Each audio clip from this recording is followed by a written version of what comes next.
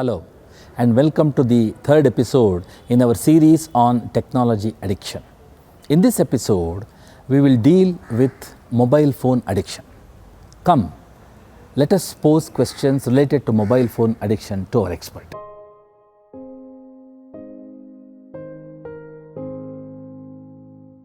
Yes, mobile phone can also become addiction. In normal day-to-day activities also, we check our mobile phone 60 to 70 times per day. But in some of the user it is more than that also. And the reasons could be craving, that means continuous desire to use the mobile phone, loss of control. Whenever they start using a mobile phone, they don't have control when to log out or when to divert themselves for other productive work. Third, coping, you use mobile phone as a method of feeling good, to restructure their free time as well as a mood elevator. Fourth is compulsion. It's become a habit for them, as and when opportunity comes, they start using mobile phone. And last is consequences. And because of all this, they develop various consequences in their lifestyle. So out of 5C, which I have mentioned, craving, control, coping, compulsion and consequences, if 4 or all 5 are there, then we can say person is developing problematic or addictive use of mobile phone. Yes, technology use is bad for health, and we have seen excessive users do develop symptoms like nomophobia, where the person has anxiety whenever they are not carrying mobile phone with them, or anxiety do manifest as preoccupation, their mind remains with the mobile phone and they find it difficult to concentrate on their work, whether it's academic or professional. Second manifestation we have seen in forms of phantom vibration syndrome, which is like a pseudo vibration of the mobile phone. For a common understanding, we can say that you feel anticipation or you feel that the phone is vibrating, but whenever you check, you may not find any notification, you may not find any message, but it's an anticipation which makes you to repeatedly check your mobile phone. So these are the two common symptoms which are seen among excessive users.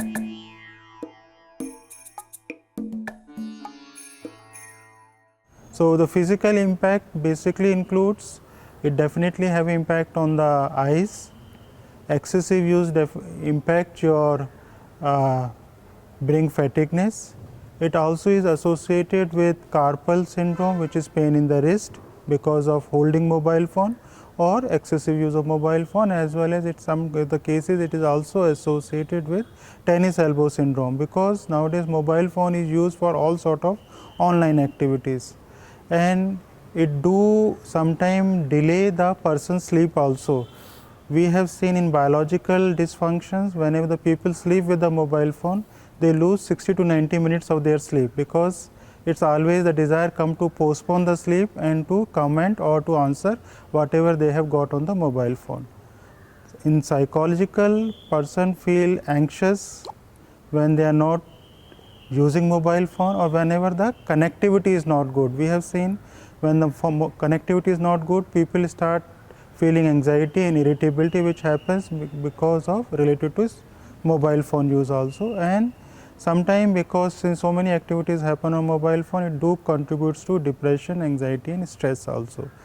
Definitely it also impacts the social functioning and the social relation, because you want to spend more time on mobile phone, it takes away your time for social interaction with the others, and it do also contribute to family disturbance.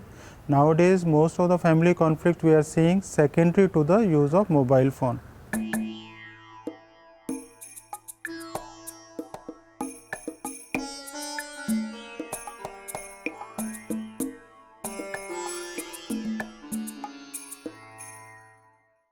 Selfie use still has not become a mental health condition, but researchers as well as American Psychiatric Association has given certain criteria to define the use of selfie.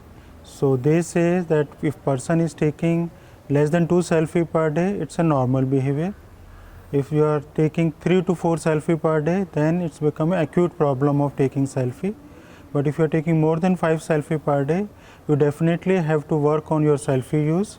And if you can't work on your selfie use, you can seek mental health consultation or any professional help.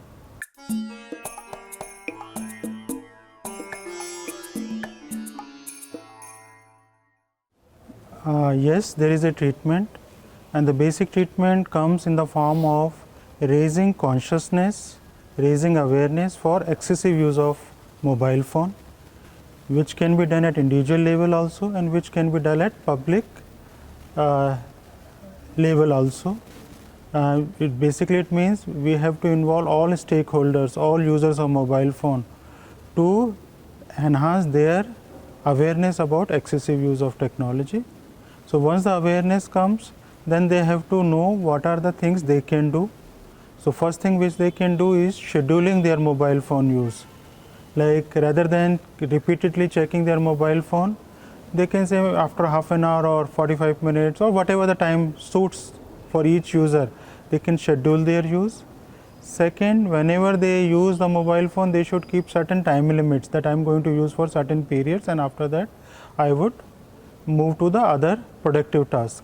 For that, they can set certain reminder in the phone itself, and next they can also see whether there is any association between psychological factors and use of mobile phone.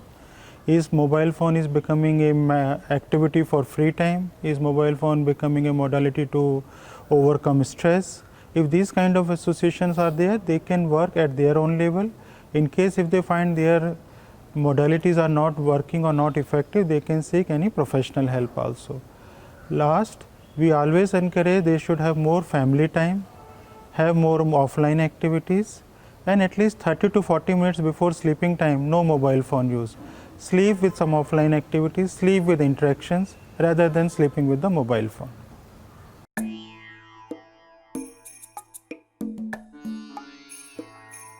Phone related issues or anybody around you, if have these mobile phone related concerns, you can visit NIMHANS facility that is called SHUT Clinic, Service for Healthy Use of Technology. It runs at NIMHANS Center of Wellbeing, BTM Layout, NIMHANS, Bangalore, Karnataka, India. You can visit us from Monday to Saturdays from 9 to 4:30. This concludes our episode on mobile phone addiction. We will be back with our next episode. Namaste.